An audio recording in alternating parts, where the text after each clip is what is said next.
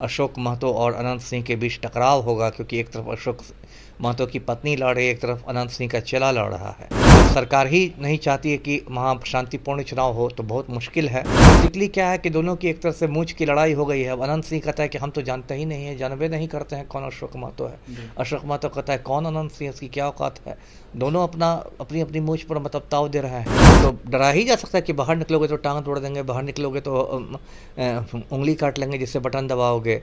तो ये सब तो धमकी का खेल चलता ही है। 2024 लोकसभा चुनाव को देखते हुए देखिए, कल चौथे चरण का बिहार में मतदान हो रहा था। इसी बीच मुंगेर में जिस तरीके से मतदान हो रहा था, वहां से तस्वीर निकल के आई जहां पर इंडिया अलायंस के द्वारा जो प्रत्याशी को उतारा गया है, यानी कि अनीता देवी, उनके गाड़ी के ऊपर, वाहन के ऊपर पथराव किया गया। और ऐसे में कहीं ना कहीं यह अनीता देवी के द्वारा आरोप लगाया गया कि जो एनडीए के नेता है उनके द्वारा धमकाया जा रहा है लोगों को। और यह कहा जा रहा है कि आप लोग अगर वोट जाकर राजद को दीजिएगा तो बहुत बुरा होगा अंजाम। हमारे साथ बात करने के लिए बिहार के पूर्व आईपीएस अमिताभ दास से जुड़ेंगे। बात करें अमिताभ दास जी, ये क्या हो रहा है बिहार में लोकसभा का चुनाव को देखते हुए? मुंगेर लोकसभा में कल वोटिंग हो रहा था, लेकिन देखा जाए तो अनीता देवी के गाड़ी पर, काफिला पर पथराव किया गया, उनकी गाड़ी के शीशे तोड़ दिए गए, लोगों को धमकाया गया, आरोप लग रहे हैं। नहीं, ये तो होना ही था। ये तो उसी दिन तय हो गया था कि हिंसा हो गई जिस दिन पलटू राम ने अनंत सिंह को जेल से बाहर किया था। उसी समय मैंने एक तरह से भविष्यवाणी कर दी थी कि अब तो वहाँ पर बाहुबलियों का अखाड़ा बन जाएगा। अशोक महतो और अनंत सिंह के बीच टकराव होगा, क्योंकि एक तरफ अशोक महतो की पत्नी लड़ रही है, एक तरफ अनंत सिंह का चेला लड़ रहा है। तो ये तो मैंने उसी समय ये बात कही थी। लेकिन मतलब जब सरकार ही नहीं चाहती है कि वहाँ शांतिपूर्ण चुनाव हो, तो बहुत मुश्किल है। और अभी देखिए, मैं फिर कह रहा हूँ आपके चैनल के माध्यम से कि 4 जून तक या उसके बाद भी कुछ समय तक बहुत ज़्यादा चौकसी की ज़रूरत है प्रशासन को। जैसे कि मान लीजिए 4 जून को मतगणना होगी, उसमें जो भी जीतेगा उसके जो समर्थक होंगे वो अपना विजय जुलूस निकालेंगे, जो होता है अबीर गुलाल लेके, है ना। और जो हारे होंगे खुंदक खा के रहेंगे वो।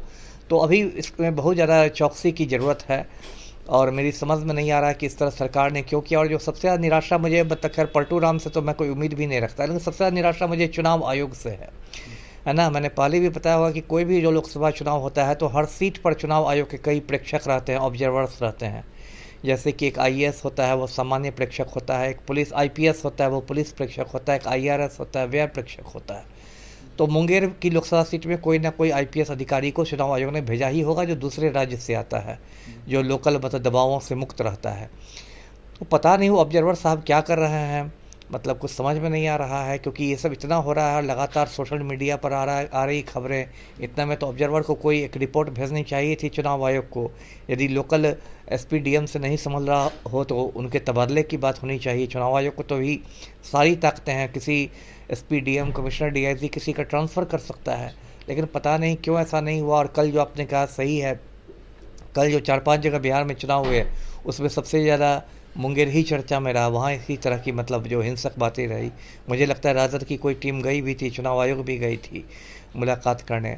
तो ये सब जो हो रहा है ये मतलब जनतंत्र के लिए शुभ संकेत नहीं है। आपने बताया 2 बाहुबलियों में टक्कर थी। देखा जाए तो ललन सिंह तो भले लड़ रहे, लेकिन उनके पीछे आनंद सिंह खड़े। दूसरी तरफ अशोक महतो खुद अपनी पत्नी के पीछे खड़े हैं। आनंद थान में उन्होंने शादी की। तो ऐसे में बाहुबली होते हुए कैसे दब जा रहे हैं वो, सवाल ये उठ रहा है। नहीं तो दोनों तरफ तो बाहुबली ही है ना, है ना। दोनों तरफ से टक्कर, जब जिसको जहाँ मौका मिलता है वो वहाँ मजबूत हो जाता है। कभी ये दबेंगे कभी वो दबेगा।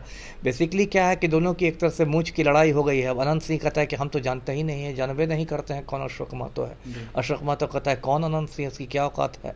दोनों अपनी अपनी मूंछ पर मतलब ताव दे रहे हैं। लेकिन इसमें होता क्या है कि हिंसा होती है तो उसमें आम आदमी पिस जाता है ना। और बिहार का नाम खराब होता है वो तो अलग से होता ही है। बिहार तो देखिए, हम लोग जब हाई स्कूल में पढ़ा करते थे तो पूरा बिहार हिंदुस्तान में जाना था बूथ कैप्चरिंग के लिए, कि यहाँ बूथ लूट लिया जाता था और मतपत्र के जरिए चुनाव होता था तो छपैया हो जाता था। अशोक महतो की पत्नी ने आरोप लगाया है इसी तरीके का। उन्होंने कहा है कि जो अधिकारी हैं, जो लोग हैं, जो आनंद सिंह के लोग हैं खासकर, और जो ललन सिंह के लोग हैं, उनके द्वारा धमकाया जा रहा है। लोगों को घर से निकलने नहीं दिया जा रहा था, खासकर यादवों को, मुस्लिमों को नजरबंद कर दिया गया। ऐसा हो सकता है, ऐसा क्यों नहीं हो सकता है। जो कमजोर वर्ग के लोग हैं उनको तो डरा ही जा सकता है कि बाहर निकलोगे तो टांग तोड़ देंगे, बाहर निकलोगे तो उंगली काट लेंगे जिससे बटन दबाओगे।